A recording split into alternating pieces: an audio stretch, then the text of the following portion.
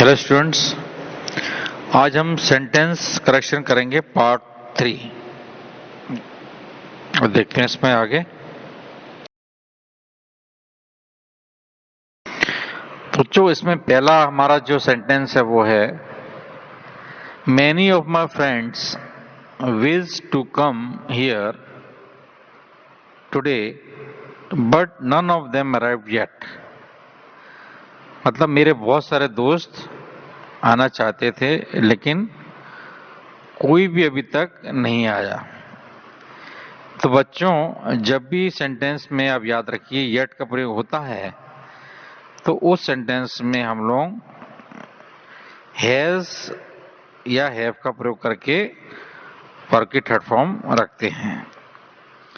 तो यहां पर जो है प्रेजेंट परफेक्ट में सेंटेंस नहीं है तो हमको क्या करना है, none of them we three arrived है, इससे पहले हमको हैज या हैव को लगाना है और उसको लगाने के बाद में आपका सेंटेंस सही हो जाएगा।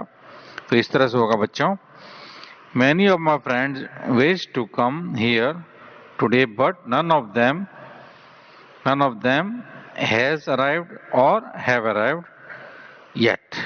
ठीक है बच्चों, आगे देखते हैं।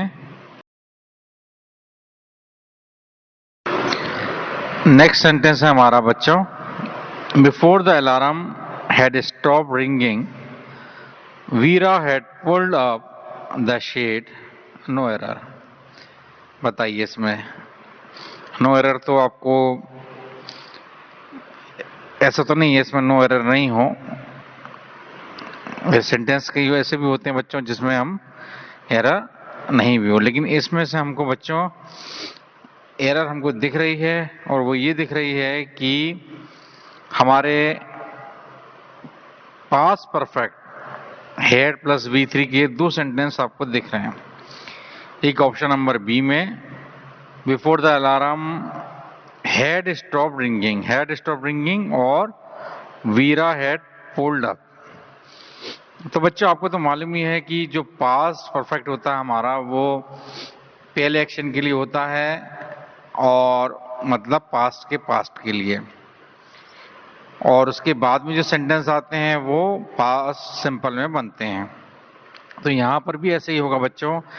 एक हमारा before the alarm had stop ringing Vera had pulled up the shade, मतलब रिंगिंग से पहले उसने कोई काम कर लिया। वो काम क्या था, उसने जो है पुल्ड अप द शेड, इसलिए जो काम पहले हुआ वहां पे हैड पुल्ड, मतलब सी ऑप्शन में हैड पुल्ड सही लगा है। बी ऑप्शन में हैड स्टॉप की जगह पे हमको क्या करना है बच्चों, स्टॉप करना है। और आप ये भी याद रखिए कि use past perfect in main clause and past simple with clauses starting with before when. ठीक है बच्चों, चलिए नेक्स्ट देखते हैं।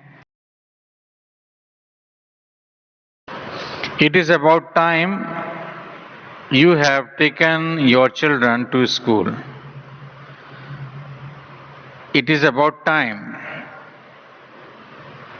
You have taken your children to school. ठीक है बच्चों, इसमें जो है आप देखें यू हैव टेकन की जगह पे इसको हमको पास्ट सिंपल में करना है ना।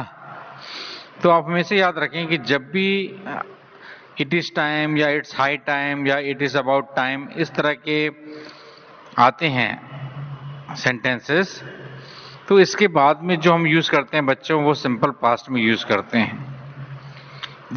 एक मैंने नीचे भी आपको एक और एग्जांपल दिया हुआ, आप उसको देखें। It is time you took breakfast. तो जब भी इट्स टाइम हो, इट्स हाई टाइम हो या इट्स अबाउट टाइम हो, हमको पास्ट सिंपल उसके बाद में रखना है। तो यहाँ पे यू हैव टेकन की जगह पे क्या आएगा बच्चों, यू टुक आएगा। नेक्स्ट सेंटेंस देखते हैं। The beautiful surroundings of the palace attracted a large number of big tourists coming from abroad. देखिए बच्चों, जब भी जो हमारा सराउंडिंग है, देखिए यहाँ पर सराउंडिंग जो है यहाँ पर सराउंडिंग एडजेक्टिव है और इसका मतलब एवरीवेयर है, और एक एडजेक्टिव ब्यूटीफुल भी है, तो एक साथ दो एडजेक्टिव भी सही नहीं लग रहा है ना। और दूसरी बात ये कि यहाँ पर सराउंडिंग की जगह पे सराउंडिंग्स आएगा, ठीक है। तो मतलब सराउंडिंग, यहाँ पर सराउंडिंग मतलब कोई पर्टिकुलर जगह की स्पेस है ना, कोई पर्टिकुलर जगह के बारे में बता रहे हैं। तो यहाँ पर बच्चों the beautiful surroundings of the palace, मतलब पैलेस के आसपास की सराउंडिंग के बारे में बात कर रहे हैं, कोई पर्टिकुलर जगह की सराउंडिंग के बारे में बात कर रहे हैं। तो इसलिए यहाँ पर हम लोग क्या सराउंडिंग में एस लगा के बोलेंगे, और वो एस लगा के बोलेंगे तब वो सही हो जाएगा। और फिर इस तरह से होगा, the beautiful surroundings of the palace attracted a large number of big tourist coming from abroad. तो हमेशा याद रखना बच्चों, सराउंडिंग एक एडजेक्टिव है ना, और एक साथ दो एडजेक्टिव हम नहीं लगा सकते, है ना। देखिए एक एग्जांपल मैंने नीचे और लिखा हुआ, आप देखें, Delhi and its surrounding, Delhi and its surrounding, यहाँ पर एडजेक्टिव है, Delhi and its surrounding country side. तो देखिए यहाँ पर नाउन, जो आपको मालूम ही है कि एडजेक्टिव हमेशा नाउन को के बारे में बताते हैं, उसको डिस्क्राइब करते हैं। तो यहाँ पर जो सराउंडिंग है जिसमें एस नहीं लगा, वो किसी नाउन के बारे में बता भी रहा है और सेंटेंस सही है, ठीक है बच्चों। तो यहाँ पे सेंटेंस में है दिल्ली एंड इट्स सराउंडिंग, मतलब उसकी एवरीवेयर, दिल्ली और उसके आसपास की जगह को बता रहा है, केवल दिल्ली की जगह नहीं, दिल्ली के आसपास चारों तरफ की जगह को बता रहा है, ठीक है बच्चों। ये आपको क्लियर हो गया होगा। आगे देखते हैं, please convey my best regard and wishes to the boss, the secretary said to the peon of the manager. ये काफी इंटरेस्टिंग है। ये इसमें कई बच्चे, उनको गलती दिख रही है सामने लेकिन उनको नजर नहीं आ रही, उसको दिख रही है मिस्टेक है उसमें, लेकिन वो उनकी आंख के सामने मिस्टेक है, लेकिन उसको वो पॉइंट आउट नहीं कर पा रहे हैं। अब देखिए यहाँ पर रिगार्ड आपको दिख रहा है, कभी भी बच्चों रिगार्ड जो है, क्योंकि रिगार्ड का मतलब होता है रिस्पेक्ट और रिगार्ड्स मतलब होता है कम्प्लीमेंट्स। तो यहाँ पर जब भी आप किसी को कन्वे करते हैं कुछ कम्प्लीमेंट्स, तो वहां पर आप एस लगा दें रिगार्ड में।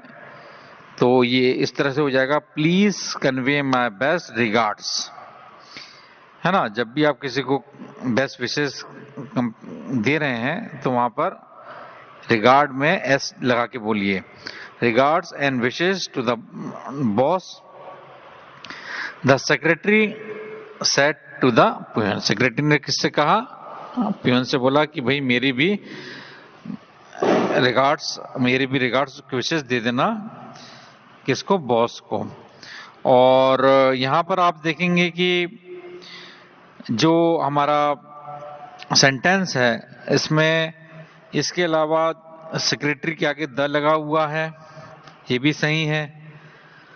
और said to the peon of the manager, हाँ बिल्कुल सही है। मैनेजर मतलब सेक्रेटरी भी अलग है, मैनेजर भी अलग है, तो ये भी आपको समझ में आ गया होगा। नेक्स्ट देखते हैं,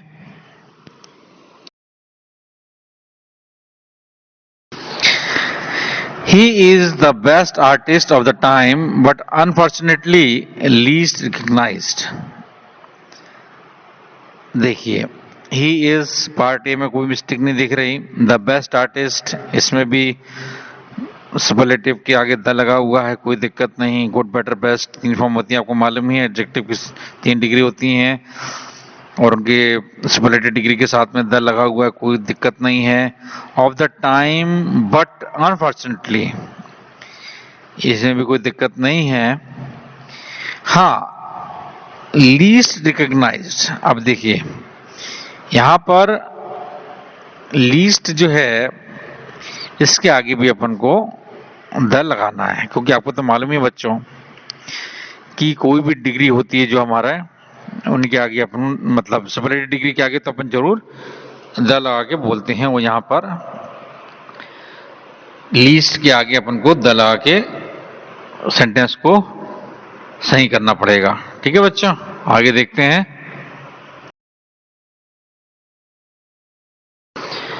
ये सेंटेंस काफी इंपॉर्टेंट है ये वाला, ये कई बार कई एग्जाम्स में पूछा गया है। ऑट वाला, ought to, ought serve, ought to serve, इस तरह के कई बार दिए रहते हैं और आपसे पूछते हैं कौन सा सही है कौन सा गलत है। ठीक है, तो we ought serve our elders in the family, morality की बात आ जाती है बच्चों जब, है ना, तो ऑट टू का प्रयोग करते हैं, आपको तो मालूम ही है।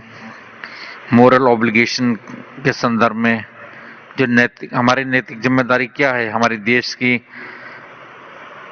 रिस्पेक्ट करना, सेवा करना, मोरालिटी है ना, मतलब जो हम पैदा हुए हम वो जमीन से जुड़ी हुई है, वो हमारे माँ बाप की, है ना। तो यहाँ पर भी उसी टाइप का सेंटेंस है ये बच्चों। ऑट टू सर्व यहाँ पर हमको करना पड़ेगा, किसकी जगह पे, ऑट सर्व की जगह पे, क्योंकि जो ऑट और जो यूज्ड ये दो ऐसे मोडाल्स हैं जो जब भी लगते हैं तो उनके साथ में वर्ब की फर्स्ट फॉर्म आती है। जो जब भी लगते हैं बच्चों तो उसके साथ में जो है टू प्लस वर्ब की फर्स्ट फॉर्म आती है। तो यहाँ पे जो है सर्व तो लिखा है सही, लेकिन उससे पहले हमको टू लगाना पड़ेगा। देखिए, और दो एग्जांपल्स मैंने आपको नीचे भी लिख के बताए हैं, देखिए आप। You ought to read this book, है ना, ऑट टू रीड, देखिए ought to read, V1 verb की फर्स्ट फॉर्म है रीड। और दूसरे वाले में देखिए आप, she use to walk in the morning, इसमें भी जो है यूज टू के साथ में वर्ब की फर्स्ट फॉर्म आई है। तो ये सेंटेंस इसको सही कर लेते हैं बच्चों अपन, क्या होगा, we ought to serve our elders in the family. आगे देखते हैं। Each of us have done the assignment, हम में से सबने क्या कर लिया है, अपना असाइनमेंट कंप्लीट कर लिया है।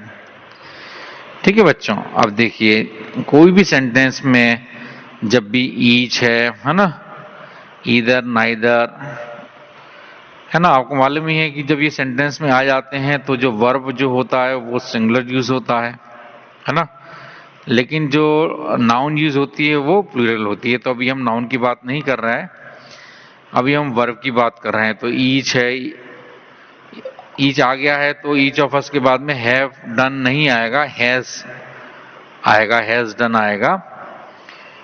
और दो एग्जांपल्स मैंने और नीचे लिखे हैं आपके लिए, वो है देखिए, each of the flowers has withered, हर एक फ्लावर झड़ गई है।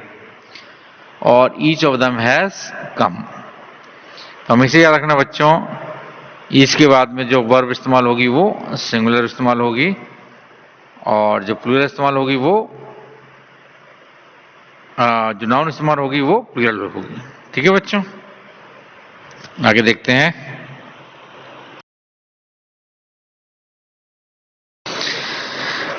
Akbar was one of the finest king that India ever had. इसमें देखिए, जब भी याद रखिए आप, ईच ऑफ, वन ऑफ, इसके बाद में जब आप ये चीज आप देख लें, सबसे पहले तो आप सेंटेंस में सबसे पहले जब आपको वन ऑफ दिख जाए, ईच ऑफ दिख जाए, ईदर ऑफ, नीदर ऑफ, तो सबसे पहले आप ये चेक करें कि जो नाउन है वो प्लूरल है कि नहीं है। तो सबसे पहले तो आप उसको नाउन को प्लूरल कर लें। जैसे यहाँ पे वन ऑफ के बाद में जो किंग नाउन है, नाउन के पहले एडजेक्टिव लगा हुआ फाइनेस्ट, और उससे पहले द लगा हुआ, इसमें कोई दिक्कत नहीं है। बस किंग में आपको प्लूरल बनाना एस लगा के, और इसको जब आप कर देंगे तो ये सेंटेंस सही हो जाएगा। देखिए, दो तीन चीजें मैंने और दो तीन एग्जांपल मैंने और नीचे लिखे हुए। One of the boys, one of के बाद में हमने बॉयज को प्लूरल किया है, ईच ऑफ के बाद में गर्ल्स को प्लूरल किया है, एवरीवन के बाद में प्लेयर्स को प्लूरल किया हुआ है।